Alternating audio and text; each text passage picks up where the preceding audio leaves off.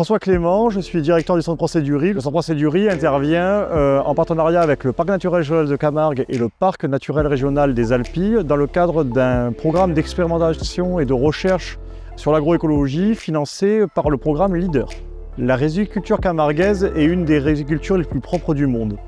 Elle est liée à l'application d'un cahier des charges strict qui est l'IGPRI de Camargue. Ce cahier des charges initie tout un tas de contrôles afin de garantir le riz d'une meilleure qualité possible.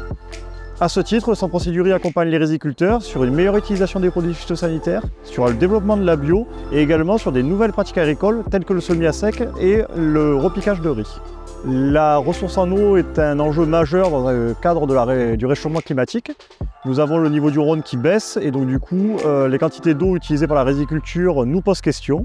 C'est pour ça que nous développons deux techniques alternatives au semis traditionnel à la volée. Le semis à sec de riz qui consiste à positionner des grains de riz directement dans le sol comme un blé et le repiquage qui consiste à mettre des jeunes plants de riz directement dans la parcelle. Ces deux méthodes permettent de décaler la date de mise en eau des parcelles afin de limiter les quantités d'eau utilisées.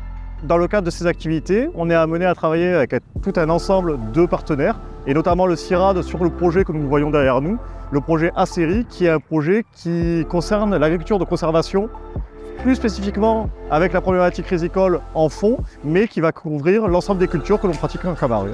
Alors qu'est-ce que l'agriculture de conservation des sols? Elle repose sur trois grands principes. D'abord, comme vous le voyez, un apport important de biomasse. Ensuite, de laisser la terre couverte le plus longtemps possible, d'avoir le moins d'intervalle de temps où on laisse la terre nue. Et enfin, le dernier point, d'éviter de bouger la structure du sol. Parce qu'on considère en agriculture de conservation le sol non pas comme un substrat, mais comme une entité à part entière de l'acte de production. Alors, la parcelle que nous avons derrière nous est un exemple type de ce que nous mettons en place au niveau de la Camargue.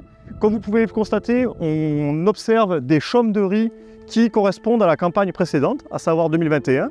Et dans ces chaumes de riz a été installé des couverts végétaux. L'intérêt d'avoir ces couverts va être multiple. Le premier, comme c'est une légumineuse, ça va être la capacité de capter l'azote de l'air pour pouvoir le fixer dans le sol. Et ensuite, il va avoir le système racinaire qui va travailler le sol de la rizière pour pouvoir la décompacter naturellement, sans avoir à utiliser un outil agricole. Et dernier point, c'est l'apport de matière organique, puisque lors de sa destruction, on va pouvoir remobiliser une partie de cet azote atmosphérique qui sera fixé dans le sol pour pouvoir alimenter la culture suivante. L'agriculture de conservation repose sur la technique du semis direct.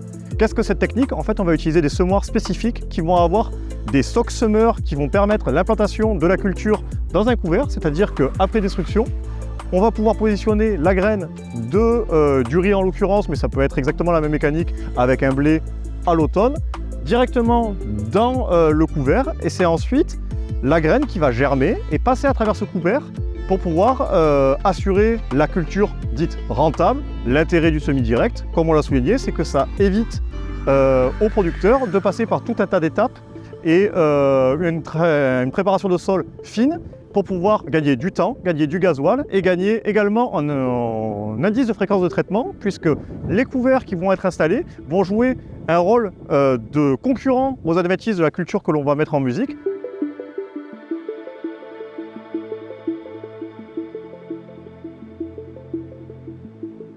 La problématique des mauvaises herbes, autrement appelées adventices, est prépondérante dans l'activité rizicole.